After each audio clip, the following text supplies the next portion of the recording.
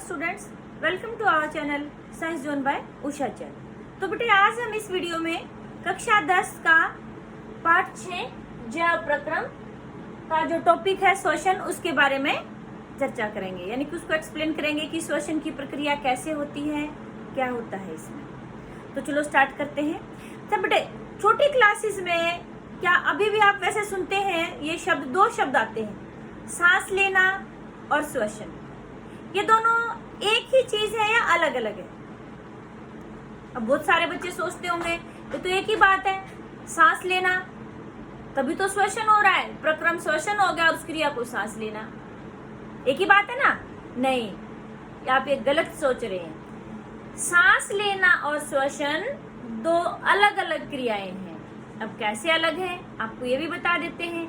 सांस लेना जो है बेटा एक भौतिक क्रिया होती है, सिंपल, ऑक्सीजन अंदर लेना, कार्बन डाइऑक्साइड छोड़ना। और जो श्वसन है ये रासायनिक क्रिया है, जैव रासायनिक क्रिया।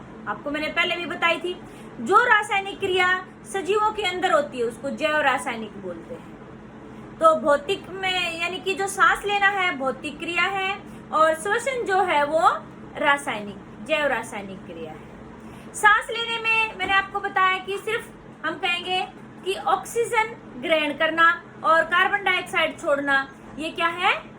सांस लेना। और श्वसन फिर क्या हो गया? ये यानी कि सांस लेना एक सरल प्रक्रम है और श्वसन जो है एक जटिल प्रक्रम है। तो सांस लेना मैंने कहा कि ऑक्सीजन छोड़ना और ऑक्सीजन लेना, कार्बन डाइऑक्साइड छोड़ना। श्वसन में क्या होता है बेटे? ये क्रिया तो होती ही है, ऑक्सीजन लेना और कार्बन डाइऑक्साइड छोड़ना। इसके अलावा और क्या होता है कि जो भोजन हम खाते हैं, आपने पहले पढ़ा हुआ है, छोटी क्लासेस से बात सुनते आ रहे हो कि भी ऊर्जा के लिए हम भोजन ग्रहण करते हैं। अब भोजन से ऊर्जा कैसे निकलती है, उसका क्या होता है?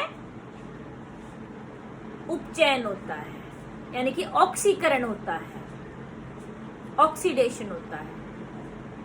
तभी हम कहते हैं कि भी हम ऑक्सीजन के बगैर जिंदा नहीं रह सकते। तो ऑक्सीजन का ऐसा क्या काम है हमारे शरीर में कि भी ऑक्सीजन के बगैर हम मर जाते हैं?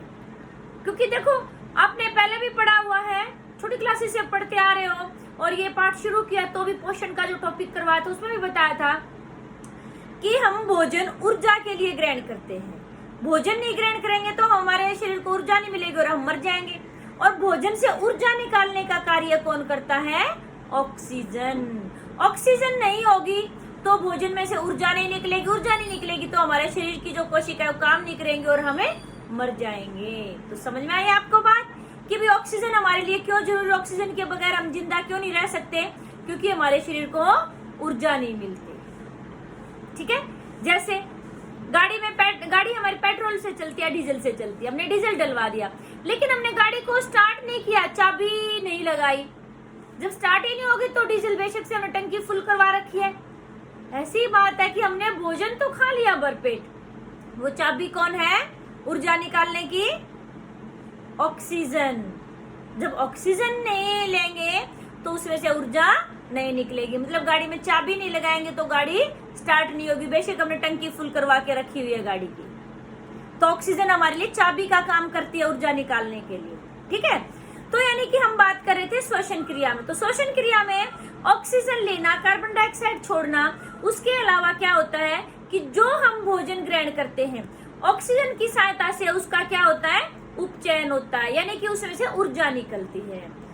आपसे पहले भी बात हुई थी कि जो ऊर्जा है वो किस रूप में निकलती है बेटे? एटीपी के रूप में।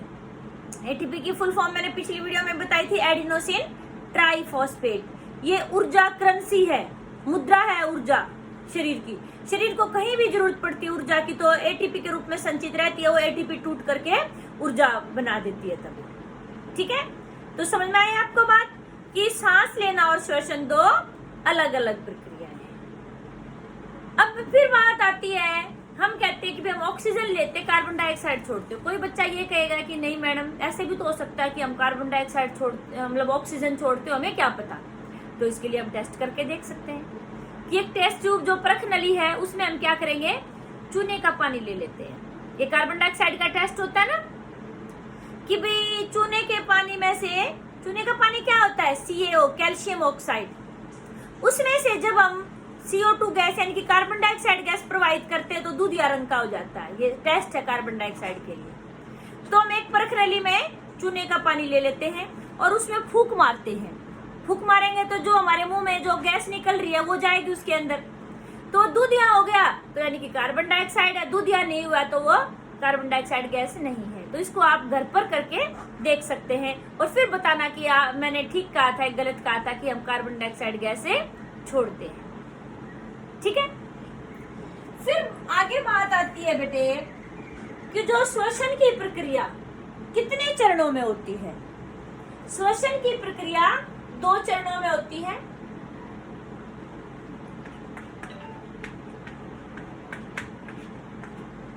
पहला चरण जो बेटे वो सबके लिए समान होता है, चाहे वो वायवीय श्वसन हो या आपने 7th क्लास में पढ़ा हुआ है वायवीय अवायवीय श्वसन, चाहे वो वायवीय श्वसन हो या अवायवीय हो या किण्वन हो, कुछ भी हो, तो पहला जो स्टेप है वो सब में समान होता है। पहला स्टेप जो होता है बेटे वो कोशिका द्रव्य में होता है। ठीक है, तो कोशिका द्रव्य में क्या होता है कि जो हमारा ग्लूकोज है, ग्लूकोज का सूत्र क्या था, C6H12O6, तो ये कोशिका द्रव्य के अंदर होता है ये।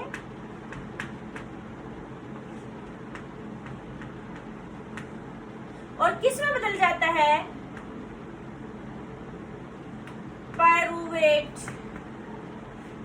के उसमें। अब पायरुवेट जो अभी देखो बेटे, ग्लूकोज में कार्बन के कितने ये हैं परमाणु, 6 परमाणु, और पायरुवेट 3 कार्बन वाला परमाणु होता है, कार्बन के 3 परमाणु होते हैं। तो एक ग्लूकोज से पायरुवेट के कितने अणु बनेंगे, 2 बनेंगे। जैसे आपको ये कह दिया कि एक पेंसिल 3 रुपए की आती है और आपके पास 6 रुपए हैं, तो आपके पास कितनी पेंसिल आएंगे, आपको मिलेंगी 2 पेंसिल मिल जाएंगी। तो यानी कि ये जो ग्लूकोज है उसके पास 6 कार्बन है, उससे जो टूट करके नया यौगिक बन रहा है पायरुवेट वो 3 कार्बन वाला है। तो यानी कि उससे कितने पायरुवेट के यौगिक बन जाएंगे, कितने अणु बनेंगे, 2 बनेंगे। ठीक है ना, तो 2 पायरुवेट के अणु बन गए। ये सबके लिए इतना स्टेप सबके लिए समान होती है श्वसन की प्रक्रिया में। फिर बात आती है आगे कि जो पायरुवेट है वो आगे 3 रस्तों में बट जाता है।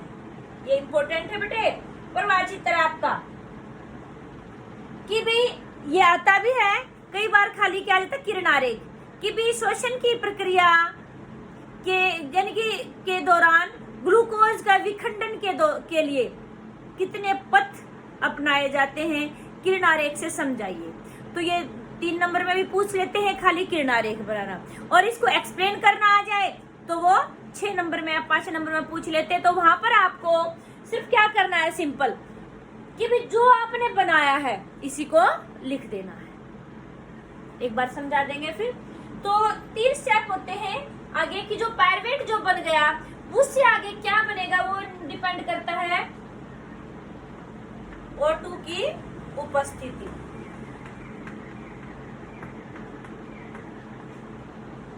और ये है O2 का अभाव। O2 यहाँ पर क्या लिखी है मैंने, ऑक्सीजन, और तीसरा है O2 की अनुपस्थिति।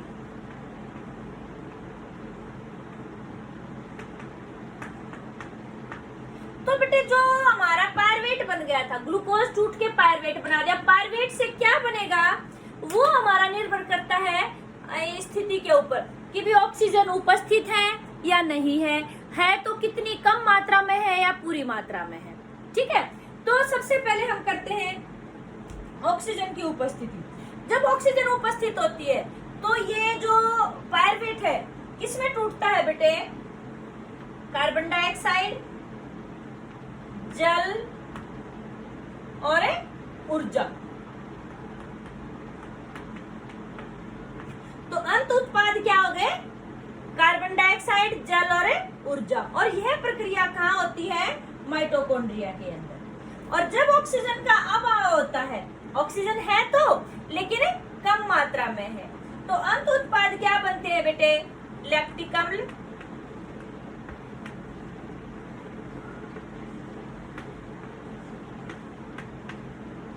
प्लस ऊर्जा। ठीक है। और जो आपका ऑक्सीजन की अनुपस्थिति होती है तो वहां पर क्या बनता है? ऑक्सीजन है ही नहीं तो एथनॉल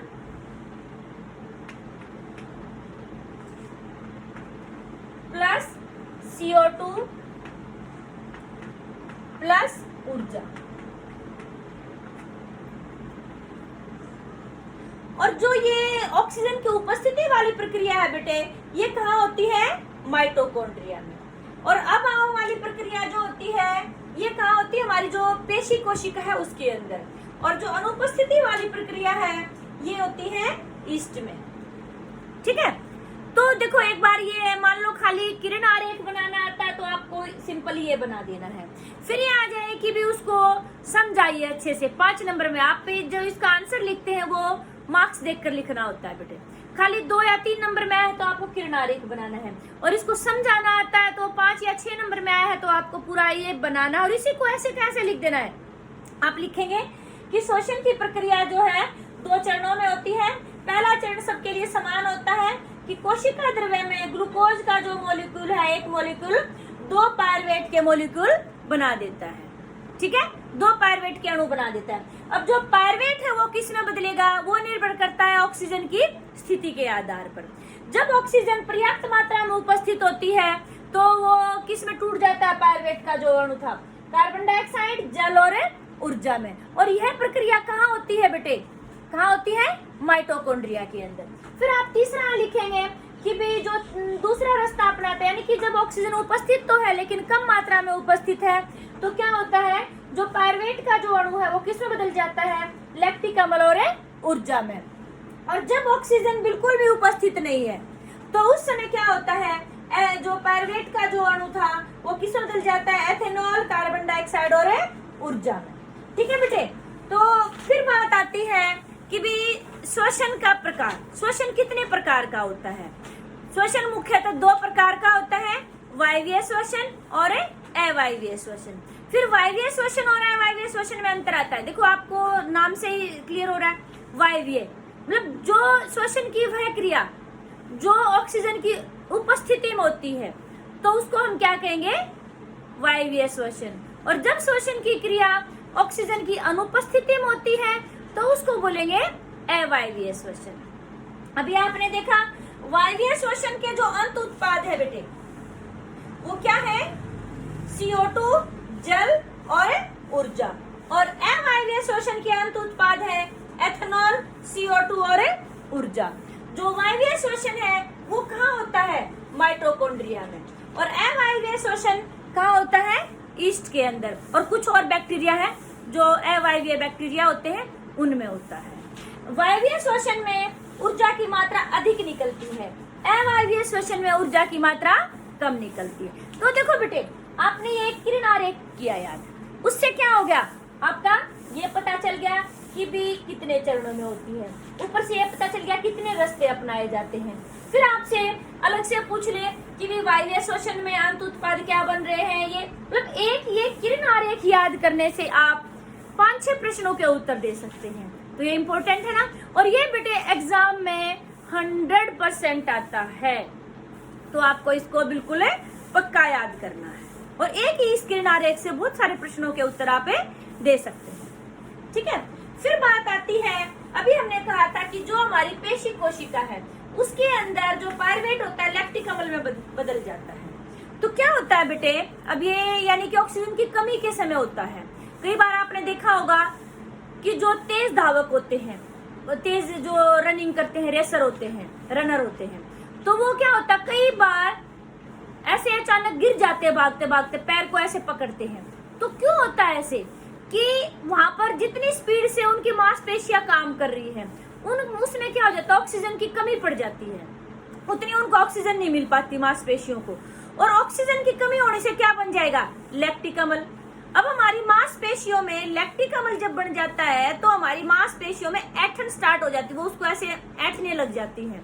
उससे क्या हो जाता है कि वो पैरों की नसें हैं वो खिंच जाती है और हमें बहुत अधिक दर्द होता है और हम गिर जाते हैं। तो इसको हम बोलते हैं पेशी क्रम्प, इंग्लिश में जिसको मसल क्रैम्प बोलते हैं। समझ में आपको कि भी कई बार आपने देखा होगा टीवी में भी, जैसे ओलंपिक वगैरह के आपने गेम देखते हो तो वहां देखा होगा कि जो फास्ट रनर होते हैं 100 मीटर की, जो 200 मीटर की छोटी रेस करते हैं बहुत स्पीड से, तो वो कई बार अचानक गिर जाता है वो बंदा। तो क्यों होता है ऐसे? क्योंकि उसकी मांसपेशियों में किसका निर्माण हो गया? लैक्टिक अम्ल का। और लैक्टिक अम्ल का निर्माण किस कारण हुआ? जिस स्पीड से मांसपेशियां काम कर रही है उतनी उसको ऑक्सीजन नहीं मिल पाती, ऑक्सीजन का अभाव होता है, ऑक्सीजन के अभाव में अंत उत्पाद क्या बनता है? लैक्टिक अम्ल। ठीक है, समझ में आपको? आपका एक क्वेश्चन भी है ये कि पेशी क्रम्प क्या है और ये क्यों होता है। तो यानी कि मांसपेशियों में लैक्टिक अम्ल बनने से ऐंठन हो जाती है और दर्द होता है बहुत, वो पेशी क्रम्प। और क्यों होता है? ऑक्सीजन की कमी से मांसपेशियों में लैक्टिक अम्ल का निर्माण हो जाता है। और जो ऊर्जा निकलती है, अभी हमने कहा कि हर एक में दिखाया था कि ऊर्जा निकल रही है, तो वो ऊर्जा किस रूप में संचित होती है? आपको बताया था एटीपी के रूप में, यानी कि एडिनोसिन ट्राइफॉस्फेट। ठीक है, अब बेटा देखो, जो आपने पेड़ पौधे जो होते हैं उनमें क्या होता है कि जो पत्तों के अंदर आपने पहले भी पढ़ा था कि स्टोमेटा होते हैं, रंध्र जिनको कहते हैं, वहां से गैसों का आदान प्रदान होता है। तो सिंपल विसरण प्रक्रिया से उनके अंदर श्वसन की क्रिया हो जाती है।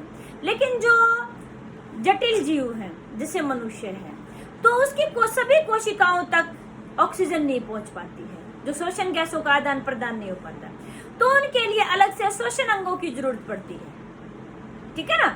तो श्वसन अंगों में फिर बात आती है, तो श्वसन अंग जो है उसकी क्या विशेषताएं होनी चाहिए? सबसे पहली बात कि उसकी कोशिका झिल्ली जो है बहुत पतली और मुलायम होनी चाहिए, जिससे कि गैसों का आदान प्रदान आसानी से हो जाए। नंबर 2, सतही क्षेत्रफल ज्यादा होना चाहिए। ज्यादा सतही क्षेत्रफल होगा, ज्यादा गैसों का आदान प्रदान होगा, कम होगा तो बहुत ज्यादा समय लग जाएगा उसमें से। जैसे कोई चीज छाननी है आपको, एक पतीला चाय है वो छाननी, एक छोटी सी छलनी ली बिल्कुल इतनी से साइज की, आप उसमें से छान रहे हो तो कम से कम 10-15 मिनट लग जाएंगे। और आपने एक बड़े आकार की छलनी ले ली, जग के ऊपर उसको रख के और फटाक से छाना, तो 2 मिनट में 2 मिनट भी पूरे नहीं लगे, आपकी पूरी चाय छन गई। तो यानी कि जो सतही क्षेत्रफल ज्यादा होगा तो क्या होगा? गैसों का आदान प्रदान जल्दी हो जाएगा। तो इसीलिए उसका यानी कि पहली बात थी कि वो पतला होना चाहिए और मुलायम होना चाहिए, जो हमारा श्वसन अंग है उसकी सतह। दूसरी बात कि जो श्वसन अंग है उसका सतही क्षेत्रफल अधिक होना चाहिए, जिससे कि गैसों का आदान प्रदान जल्दी हो सके। तीसरी बात है कि वो इतना होना चाहिए सक्षम कि भी शरीर की हर एक कोशिकाओं तक ऑक्सीजन यानी कि गैसों का आदान प्रदान यानी कि उनको पहुंचा सके, गैसों को पहुंचा सके, और ऑक्सीजन के लिए पर्याप्त मात्रा में उसको रास्ता हो उसके अंदर से गुजरने के लिए। समझ में आई? ये थी हमारी जो श्वसन अंग है उसके अंदर क्या क्या विशेषताएं होनी चाहिए। फिर आगे बात आती है बेटे, अब देखो हम जो हैं, हम श्वसन के लिए जो ऑक्सीजन लेते हैं कहाँ से लेते हैं? वायुमंडल से लेते हैं। फिर जो जलीय जीव है जैसे मछली है, मगरमच्छ है, तो ये अपना श्वसन कहाँ से लेते हैं? सांस लेने के लिए बाहर आते हैं क्या? आपने देखा हो कई मछलियां बाहर आती हैं, वो सांस लेने आती है। कई बच्चे कहेंगे कि हाँ, नहीं, गलत है ये। क्या होता है कि जो जलीय जीव है बेटा, जो जल में रहते हैं, वो अपनी ऑक्सीजन कहाँ से लेते हैं? ऑक्सीजन की कुछ मात्रा जल में घुली रहती है। तो ऑक्सीजन कहाँ से लेते हैं? जल में घुली हुई ऑक्सीजन से वो अपनी ऑक्सीजन की पूर्ति करते हैं। फिर आगे प्रश्न आता है कि जो जलीय जीव है और स्थलीय जीव है, ऑक्सीजन की जो दर है बेटे, श्वसन की जो दर है, किस में अधिक होगी? सोचिए। कोई बच्चे सोच रहे होंगे कि भी जलीय जीव में, कोई सोच रहे होंगे स्थलीय जीव। अब आप इस क्वेश्चन का आंसर देने से पहले एक बार बताइए, तो आप लॉन में बैठे, गार्डन में बैठे आराम से, और एक आपको एक रूम में बंद कर दिया जाए, छोटे से रूम में सिर्फ एक दरवाजा है, वहां से आपने एंटर किया और दरवाजे को भी बंद कर दिया, तो आपकी सांस तेजी तेजी से कब चलेगी? गार्डन में बैठे हो या फिर उस बंद कोठरी में बैठे हो, छोटे से रूम में बैठे हुए बंद। जो छोटे रूम में है वहां पर आप ऐसे जल्दी जल्दी सांस लोगे। ऐसा क्यों हुआ? क्योंकि वहां पर ऑक्सीजन की कमी है। छोटा रूम था तो ऑक्सीजन को ज्यादा से ज्यादा लेने के लिए आपकी जो श्वसन दर है वो बढ़ जाती है। और गार्डन में तो खुले में तो बहुत ज्यादा हवा है, बगीचे में तो वहां पर आराम से आपको पता भी नहीं चल रहा कब ऑक्सीजन आ रही है, कब कार्बन डाइऑक्साइड जा रही है। तो यहाँ से क्लियर होगा कि वायुमंडल में ऑक्सीजन की मात्रा अधिक है और जो जल में घुली हुई ऑक्सीजन है वो सीमित मात्रा में है। तो इसलिए श्वसन की दर कहाँ अधिक होती है? जहाँ ऑक्सीजन की कमी होती है। तो ऑक्सीजन कम कहाँ है? जल में। तो यहाँ से आप बता सकते हैं, ये क्वेश्चन भी आता है आपका कि स्थलीय जीव और जलीय जीव में से श्वसन की दर किस में अधिक होती है और क्यों? तो आप बता सकते हैं यहाँ जो जलीय जीव है उनमें श्वसन की दरें अधिक होती है। क्यों अधिक होती है? क्योंकि वायुमंडल की अपेक्षा जल में घुली हुई ऑक्सीजन की मात्रा कम होती है। तो ज्यादा से ज्यादा ऑक्सीजन ग्रहण करने के लिए जीवों में श्वसन की दरें बढ़ जाती है। समझ में आई बेटे बात आपको? फिर नेक्स्ट आपका आता है कि भी मनुष्य का श्वसन तंत्र, मानव श्वसन तंत्र के बारे में एक्सप्लेन करेंगे। तो देखिए हमारा जो श्वसन तंत्र है बेटे कहाँ से स्टार्ट होता है? नासाद्वार से, और फिर कंठ से होता हुआ कहाँ चला जाता है? फेफड़ों तक जाता है। ये आपका चित्र है श्वसन तंत्र का, ध्यान से बनाएंगे, ये इम्पोर्टेंट है।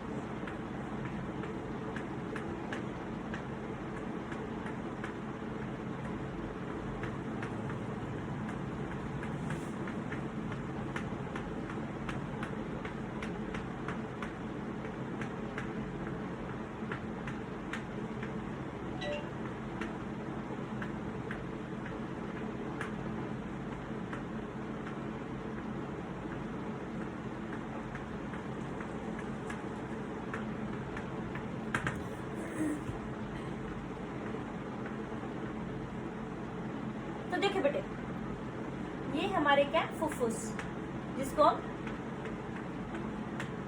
फेफड़े कहते हैं। ये क्या है? कुपिकाएं।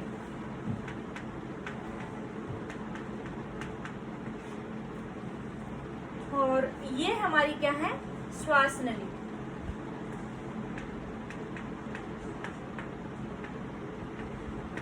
ठीक है। और ये हमारा क्या है? नासाद्वार।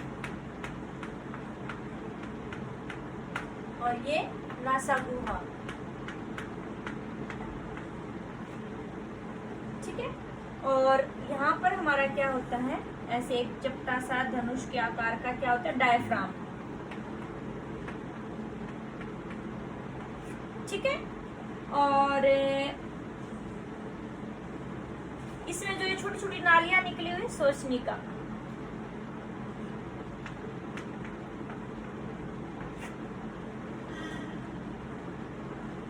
और जो ये बड़ी होती हैं इनको बोलते हैं श्वसनी।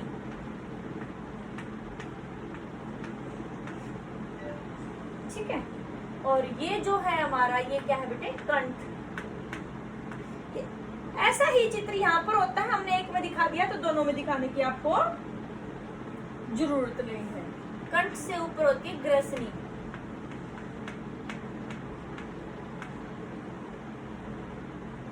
ठीक है। तो ये था बेटे मानव श्वसन तंत्र। आपका चित्र आता है तो तो आपको ऐसे करना है। फिर आता है कि मानव श्वसन तंत्र के कौन कौन से भाग हैं, आपको ये पता होना चाहिए। तो मानव श्वसन तंत्र में कौन कौन से भाग होते हैं बेटे?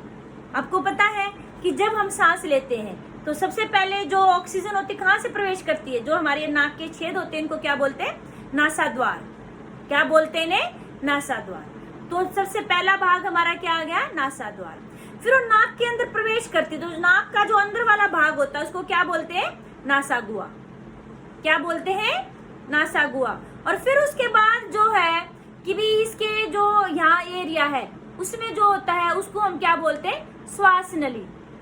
जो ये हमारा यहाँ थोड़ा सा उभरा हुआ होता है इसको क्या बोलते हैं? कंठ बोलते हैं। और फिर श्वास नली आती है। जो श्वास नली है, श्वास नली के अंदर क्या होता है बेटे? ऐसे जो लाइन सी मैंने दिखाई हुई है आपको, तो ये क्या होते हैं? उपास्थि यानी कि कार्टिलेज के बने हुए सी आकार के छल्ले होते हैं, जिससे कि ये श्वास, ये क्यों होते हैं छल्ले? जो ये श्वास नली हमारी मांसपेशियों की बनी हुई संरचना है, पतली सी। अब मान लो इसके अंदर से गैसें नहीं आ जा रही हैं उस समय, तो ये तो चिपक जाएगी, और इतनी देर में हमें ऑक्सीजन की कमी पड़ गई शरीर में और ऑक्सीजन ये खुल नहीं पाई, चिपकी रह गई, तो हम तो पहुंच गए ऊपर, यानी कि हम मर जाएंगे। तो ये जो श्वास नली होती है बेटे, कभी भी ये चिपके नहीं। तो इसके लिए क्या है, भगवान ने हमारे शरीर में क्या कर रखा है? यहाँ पर ये छल्ले से डाले हुए हैं, सी आकार के। किसके बने हुए हैं? उपास्थि के, यानी कि कार्टिलेजिस के बने हुए। इनका काम क्या है कि हमारी श्वास नली को चिपकने नहीं देते, हमेशा ऐसे खुली की खुली रहती है। जैसे गुब्बारा है, गुब्बारे को हवा नहीं भरोगे तो चिपक जाता है। गुब्बारे के अंदर हमने कुछ ऐसा छल्ला सा डाल के रख दे तो क्या होगा? वहां से ऐसे खुला रहेगा वो हमेशा। तो वही बात है यहाँ पर है। तो ये भी क्वेश्चन आता है आपका, जो श्वास नली में कि चिपकती क्यों नहीं है? तो वहां पर क्या होता है? सी आकार के ये उपास्थि के बने हुए छल्ले होते हैं, जिससे कि वो चिपकने से उसको रोकते हैं। फिर आता है हमारा, मैंने कहा था कि जो है श्वास नली आती है। श्वास नली क्या होती है? जो ये हमारे वक्ष रीजन यानी कि छाती का जो हिस्सा होता है, यहाँ आने के बाद वो दो हिस्सों में बढ़ जाती है, जैसे ये दो हिस्से हो गए। फिर यहाँ पर क्या होते हैं? हमारे फेफड़े होते हैं, फुफ्फुस जिसको बोलते हैं, इंग्लिश में जिसको लंग्स कहते हैं।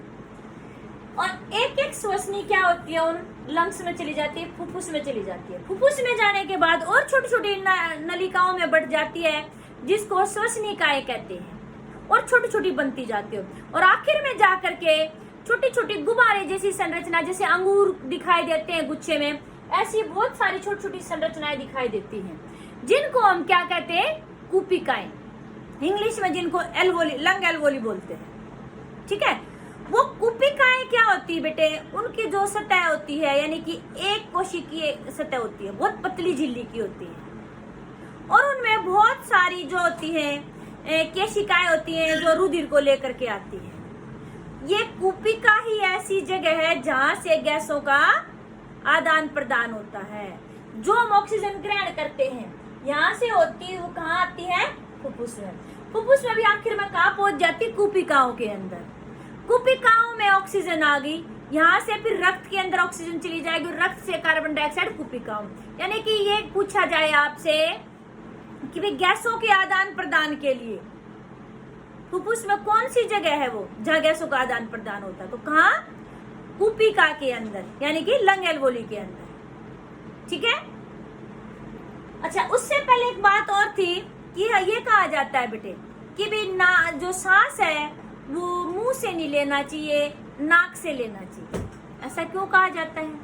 क्योंकि मुंह से सांस लेंगे तो हमारी हवा में, आपको पता है कि आजकल इतना प्रदूषण फैला हुआ, बहुत सारे जो सूक्ष्म जीव हैं वो घूमते रहते हैं हवा में, ऐसे तैरते रहते हैं। जब हम मुंह से सांस लेंगे और सूक्ष्म जीव भी हमारे अंदर चले जाएंगे और वो हमें बीमारी पैदा कर देंगे। जब हम नाक से सांस लेते हैं तो नाक में दो चीजें होती हैं जो छलनी का कार्य करती है। एक तो छोटे छोटे बाल होते हैं, तो उसको छान देते हैं, जो बड़े पार्टिकल होते हैं, बड़े कण होते हैं, वो बालों में अटक के रह जाते हैं। और एक श्लेष्मा ग्रंथि होती है जो चिपचिपा सा पदार्थ निकालती है। ठीक है, तो वो श्लेष्मा ग्रंथि जो होती है वो क्या करती है बेटे? जो हमारे धूल कण वगैरह नाक के अंदर आ जाते हैं तो उनको वही चिपका लेती है। तो इस तरह से हमारे शरीर में जो शुद्ध आवाज आएगी यानी कि नासागुआ के अंदर छोटे छोटे बाल और श्लेष्मा ग्रंथि है, वो उस हवा को शुद्ध कर देते हैं, यानी कि फिल्टर का कार्य कर रही है, छलनी का कार्य कर रही है नासागुआ के अंदर। तो इसलिए कहा जाता है कि सांस हमेशा मुंह की बजाय नाक से लेना चाहिए।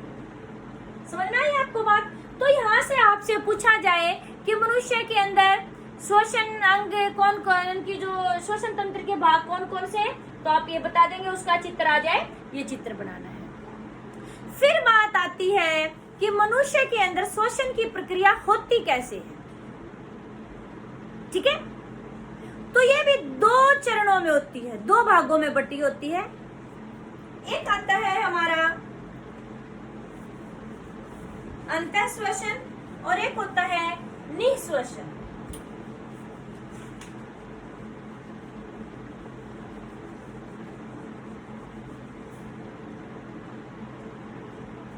श्वसन प्रक्रिया को समझाइए, प्रक्रिया के चरण। तो 2 चरणों में होती है बेटे। तो एक हमारा होता है अंतःश्वसन,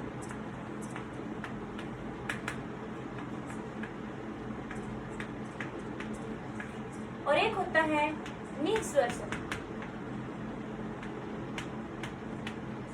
इंग्लिश में जिन्हें इनहेलेशन और एक्सहेलेशन बोलते हैं।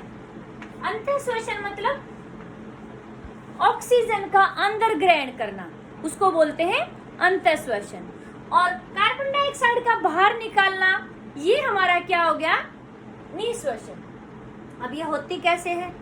कोई मोटर तो हमने लगा नहीं रखी बॉडी में कि हमने मोटर चला दी और उसने ऑक्सीजन को अंदर खींच लिया, मोटर चला दी उसने कार्बन डाइऑक्साइड को बाहर निकाल दिया। तो फिर कैसे होती है बेटे? हमारे शरीर में यानी कि जो श्वसन तंत्र है, इसमें 2 चीजें हैं बेटे। एक तो क्या है, अभी हमने चित्र बनाया था, एक तो डायफ्राम बनाया था, डायफ्राम हमारा नीचे था ना धनुष के आकार का, और एक हमने फुफ्फुस बनाए थे। फुफ्फुस के ऊपर पसलियां होती हैं, जैसे हमारे जो ये यहाँ देखेंगे जो पतला इंसान होता है उसको दिखाई देती है अलग से पसलियां, ऐसे ऐसे लाइनें सी होती है हमारे यहाँ छाती के रीजन में। इनके नीचे होते हैं हमारे फुफ्फुस, पसलियों के नीचे, इसके नीचे होते हैं। जैसे ये मान लो हमने कह दिया कि ये हमारी पसलियां हैं और इनके नीचे ऐसे फुफ्फुस होते हैं, पसलियां उसको ढककर रखती है फुफ्फुस को। ये जो पसलियां होती हैं, इनके ऊपर क्या होता है बेटे, मांसपेशियां पाई जाती है। ठीक है, तो क्या होता है, जैसे अब ये फुफ्फुस है, अंदर हमने ये कह दिया फुफ्फुस है और ये मांसपेशियां है, इसके पसलियों की मांसपेशियां। जब ये मांसपेशियां हमारी क्या होंगी कि भी मांसपेशियां, जो हमारी पसलियां ऊपर उठेंगी, जब हमारी मांसपेशियां सिकुड़ेंगी, तो देखो अब ये फैला हुआ है ऐसे, ये पसलियां हैं और ये अंदर हमारा फुफ्फुस है। ये फैलेंगी तो क्या, सिकुड़ेंगी तो क्या हो जाएगा, ऐसे ऊपर उठेंगी, फैली हुई चीज है, सिकुड़ेगी तो क्या होगी, ऊपर उठ जाएगी। ऊपर उठेगी तो क्या हो जाएगा, अंदर वाला जो था देखो यहाँ पर क्या है, जगह बन गई। पहले तो ये ऐसे चिपका हुआ था, अब ये ऊपर उठी तो क्या हो गया, अंदर जगह बन गई। जो हमारा वक्षस्थल है, यानी कि जहां पर हमारे फेफड़े, उसमें खाली जगह बन गई और उसका क्षेत्रफल बढ़ गया। और एक हमारा होता है डायफ्राम। अभी मैंने कहा कि भी डायफ्राम ऐसे धनुष के आकार का होता है, जैसे अब ये हमारे फेफड़े थे और ऐसे डायफ्राम था। जब ये चपटा होता है तो ऐसे हो गया। पहले देखो यहाँ पर स्पेस नहीं था, ये छोटा था, यहाँ जगह नहीं थी, फिर चपटा हुआ तो क्या हो गया, ऐसी जगह बन गई। तो यानी कि 2 चीजें हैं, एक तो जो पसलियां हैं वो ऊपर उठती हैं और डायफ्राम जो होता है चपटा होता है। तो उससे क्या हो जाता है, जो हमारी वक्ष गुहा है, छाती है, तो उसका क्षेत्रफल बढ़ जाता है। क्षेत्रफल बढ़ गया तो वहां पर क्या हो गया, ऑक्सीजन का जो है, जो दाब है वो कम हो गया। आपको पता है विसरण की प्रक्रिया कैसे होती है, उच्च दाब से निम्न दाब की तरफ। अब यहाँ पर वक्ष गुहा का जो क्षेत्रफल बढ़ गया था, किन 2 कारणों से, पसलियां ऊपर उठ गई थी, डायफ्राम चपटा हो गया था। तो उन्होंने क्या कर दिया, वक्ष गुहा का क्षेत्रफल बढ़ा दिया। तो उससे क्या हो गया, वक्ष गुहा के अंदर ऑक्सीजन का जो दाब है वो कम हो गया और बाहर जो ऑक्सीजन का दाब है अधिक है। इसलिए विसरण की प्रक्रिया के द्वारा ऑक्सीजन बाहर से अंदर जाएगी। अब वो अंदर कहाँ से, वही आपको चित्र बताया था, नासागुआ से, श्वास नली से होती हुई श्वसनिका से श्वसनिकाओं तक और फिर लास्ट में कुपिकाओं तक पहुंच गई थी। अब कुपिकाओं में मैंने बताया था, यानी कि वो कुपिकाओं की संख्या जितनी अधिक होगी उतना ही श्वसन की प्रक्रिया अच्छे से होगी। जो ये स्मोकिंग करते हैं, यानी कि धूम्रपान करते हैं, वो उससे क्या होता है, जो हमारे फेफड़े होते हैं, फुफ्फुस होते हैं, उनमें श्वसनिकाओं की संख्या घट जाती है और ऊपर से क्या होता है, उनका लचीलापन भी कम हो जाता है, जिससे कि वो गैसों का आदान प्रदान अच्छे से नहीं कर पाते हैं और उनको श्वास संबंधी रोग हो जाते हैं बहुत सारे। समझ में आई आपको बात? इसलिए धूम्रपान करना बहुत ही गलत आदत है। अपने आप धीरे धीरे हम अपने आप को मौत के मुंह में धकेलते हैं। समझ में आई आपको? तो इसलिए आपके घर परिवार में भी कोई भी धूम्रपान करता है तो उसको अच्छे से समझाएं कि इससे हमारी क्या हो जाते हैं, फेफड़े खराब हो जाते हैं। ठीक है बेटे? फिर आगे बात आती है कि भी जो आपकी अभी हमने किया था कि भी ऑक्सीजन तो अंदर आ गई, फिर आपने अभी किया था शुरू में, मैंने इस वीडियो में बताया था कि जो श्वसन की प्रक्रिया होती है उसमें क्या होता है कि ऑक्सीजन की सहायता से अंत उत्पाद बने थे। क्या बने थे कि भी कोशिकाओं में क्या बन गया था, CO2 और जल और ऊर्जा। अब हमारी जो कोशिकाएं हैं उनमें क्या है, CO2 गैस है और हमारी जो कुपिका है उसमें कौन सी गैस आ गई, ऑक्सीजन गैस आ गई। तो क्या होता है कि जो रक्त है वहां से जो कार्बन डाइऑक्साइड गैस थी कोशिकाओं में उसको लेकर आता है, उसको कहाँ लेके आएगा, कुपिकाओं के पास। फिर अभी देखिए, अभी मैंने कहा था विसरण होगा, तो यानी कि रक्त के अंदर किस गैस की मात्रा अधिक है, CO2 की, कुपिकाओं में CO2 की मात्रा कम है। तो इसीलिए क्या होगा, विसरण प्रक्रिया के द्वारा उच्च मात्रा से कम मात्रा की तरफ चलेगी कार्बन डाइऑक्साइड, यानी कि रक्त से कुपिकाओं में आ जाएगी। और कुपिकाओं में किसकी मात्रा अधिक थी, O2 की मात्रा अधिक थी और रक्त में O2 की मात्रा कम थी, इसलिए विसरण प्रक्रिया द्वारा ऑक्सीजन कुपिकाओं से रक्त में आ जाएगी। समझ में आई बात? तो हम बात पहले अभी कर रहे थे अंतःश्वसन की, यानी कि ऑक्सीजन अंदर ले ली, किस कारण से गई थी, पसलियां ऊपर उठ गई थी, डायफ्राम चपटा हो गया था। और इतनी देर में क्या हो गया कि भी इतनी देर में ये ऊपर उठा और ये चपटा हुआ, तो क्या हो गया कि भी जो ऑक्सीजन अंदर आई थी उसका आदान प्रदान हो गया। अब जो फुफ्फुस था, कुपिका थी, उसके अंदर क्या चीज आ गई, CO2 आ गई, कार्बन डाइऑक्साइड, और यहाँ से जो ऑक्सीजन थी वो किस में चली गई, रक्त में चली गई।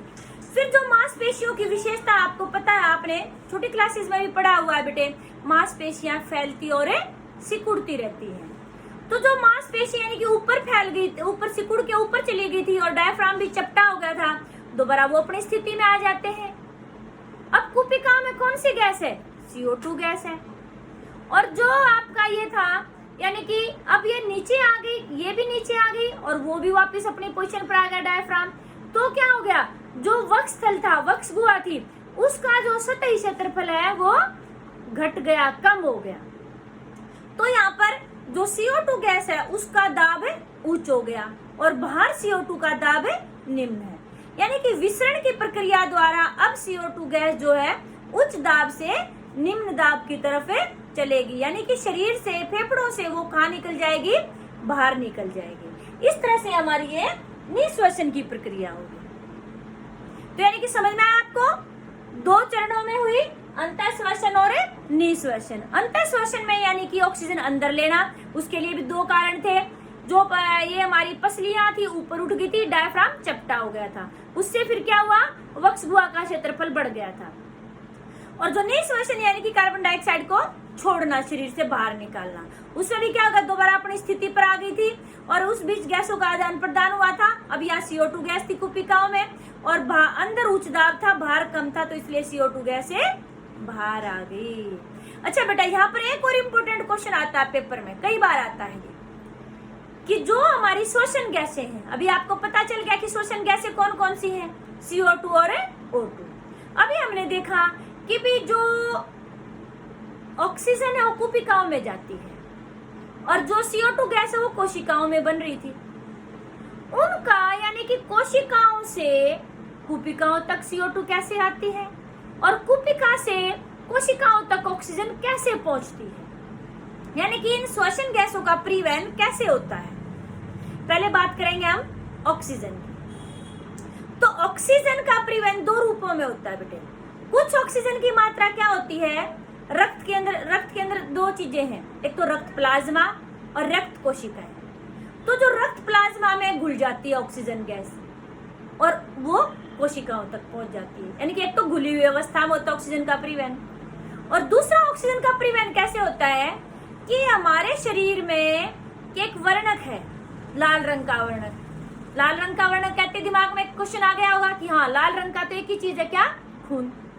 अब खून में भी क्या चीज है जो हमारे खून को लाल बनाती है, हीमोग्लोबिन।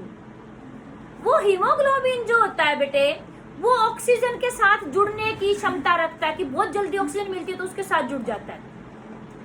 तो क्या करता है, ये जो ऑक्सीजन गैस थी ये रक्त का जो हीमोग्लोबिन है उसके साथ जुड़ करके क्या बना देती है, ऑक्सी हीमोग्लोबिन, और फिर ये कोशिकाओं तक पहुंच जाती है। तो दो रूपों में होगी, एक तो घुली हुई अवस्था में और एक ऑक्सी हीमोग्लोबिन के रूप में। फिर बात करते हैं कि जो कार्बन डाइऑक्साइड है यानी कि CO2 गैस है, उसका परिवहन कैसे होता है। उसका तीन रूपों में होता है बेटा, वो भी एक तो घुली हुई अवस्था में घुल जाती है वो प्लाज्मा के अंदर, एक वो है कार्बन डाइऑक्साइड भी क्या है, हीमोग्लोबिन के साथ जुड़ती है। अच्छा, एक प्रश्न और आता है, जब कार्बन डाइऑक्साइड और ऑक्सीजन दोनों मौजूद हो तो हीमोग्लोबिन के साथ कौन सी जुड़ेगी। जैसे दो बच्चे रेस कर रहे हैं, उनमें से एक फर्स्ट आएगा, जो फाइनल पॉइंट होता है उस पे हाथ जो ज्यादा तेज भागेगा वो लगाएगा। तो ऑक्सीजन के साथ कौन अटैच होगा, फिर कौन जुड़ेगा, CO2 या O2? CO2 जुड़ेगी, क्योंकि CO2 की ज्यादा बंधुता उसके साथ। हीमोग्लोबिन CO2 को ज्यादा प्यार करता है तो उसके साथ जल्दी चिपकेगा ऑक्सीजन की बजाय। कई बच्चे यहाँ पर गलत करते हैं कि भी ऑक्सीजन के साथ जुड़ता है, नहीं। जब CO2 कम होती है, O2 ज्यादा, तो O2 के साथ जुड़ेगा। लेकिन जब CO2 और O2 दोनों की मात्रा अधिक है तो वहां पर किसके साथ जुड़ेगा, CO2 के साथ। तो यानी कि CO2 भी हीमोग्लोबिन के साथ जुड़ देती है और क्या बना देती है, कार्ब अमीनो हीमोग्लोबिन। ऑक्सीजन बनाती थी ऑक्सी हीमोग्लोबिन, और CO2 क्या बनाती है, कार्ब अमीनो हीमोग्लोबिन।